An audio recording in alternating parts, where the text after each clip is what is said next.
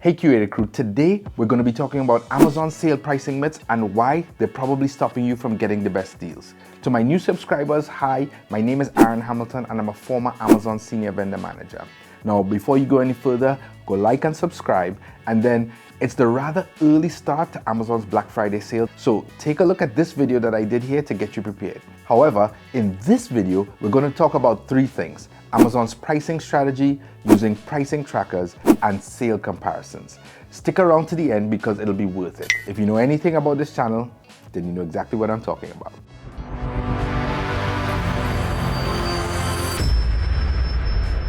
Now let's talk about pricing strategy, and myth one, Amazon doesn't have the lowest price. And I've seen this in variations multiple places, but Amazon's pricing strategy is as a price follower. Amazon uses its technology and software and it scrapes the entire internet for similar relevant products. So relevant in these terms are if you have product A version 5 selling for $300 and then you see product A version 2, that's not relevant because it's apples to oranges, right? It needs to be the same product. It can't be refurbished. It can't be used. It has to be the same version, same size. All the criteria have to match up, and then Amazon will drop its price to match that product's price. So Amazon does, in some sense, based purely on its strategy, aim at least to have the lowest price out there. Now, is there a 1% where that doesn't happen? I'm sure there is, but Amazon's strategy is to be the lowest in the market.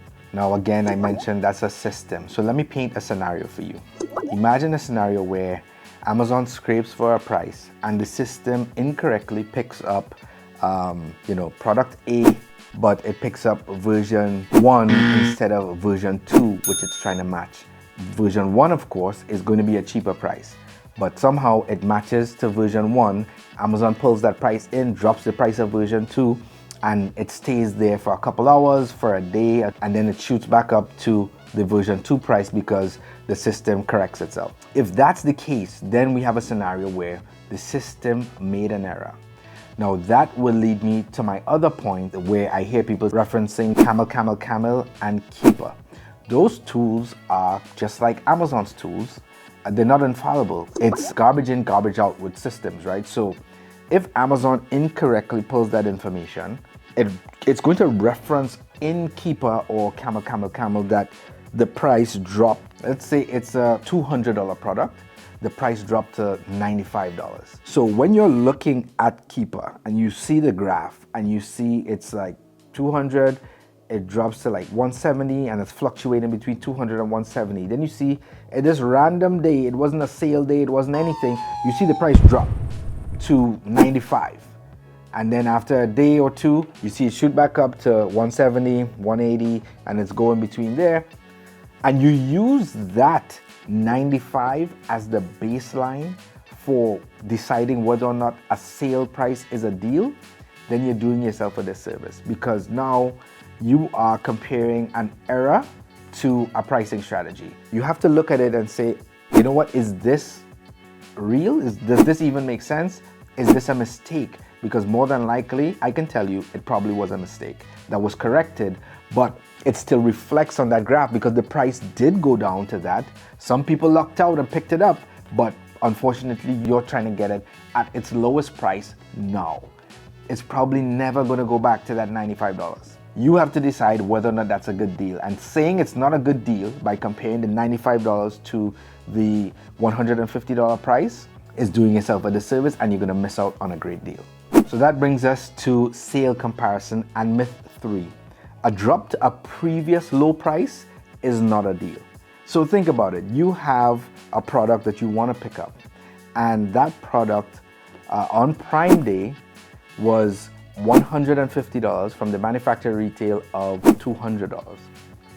And then, it goes back up in between sale days, and it's fluctuating anywhere around 175, 180 or whatever. And then you get to now Thanksgiving and you see that same product for $150 again. And people will look at that and say, that's not a good deal.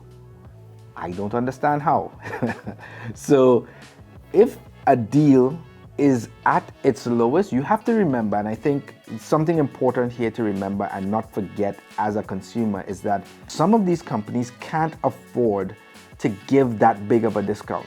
So what happens is sometimes they get aggressive in the beginning and they look at their finances and they say, listen, for this product, 150 is the lowest I can go.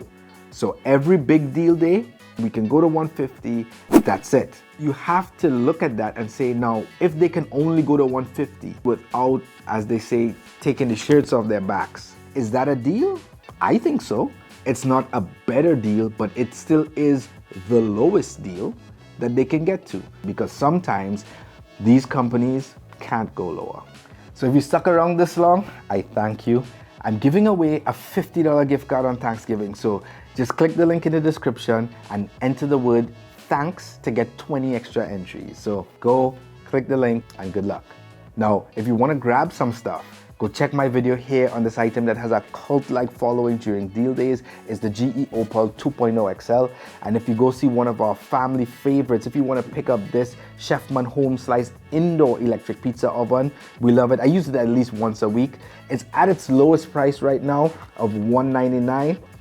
Pro tip, it was actually $199 on Prime Day.